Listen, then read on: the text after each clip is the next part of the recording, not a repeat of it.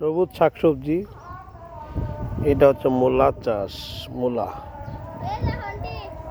পাশে পালং শাক, টমেটো, মরিচ গাছ দেখা যাচ্ছে, তারপর ধনিয়া পাতা, ভেন্ডি গাছ, সর্ষে ফুল।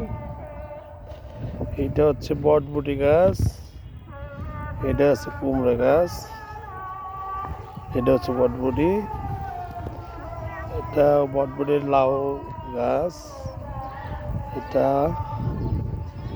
এটা হচ্ছে লাউ গাছ। বেশ সুন্দর তরতাজা হয়েছে, অনেক সুন্দর, বেশ সবুজের সমারোহ। অনেকদিন পর গ্রামে আসলাম, এসে দেখলাম হাতে শাকসবজি। এটা কচুয়া চাঁদপুর।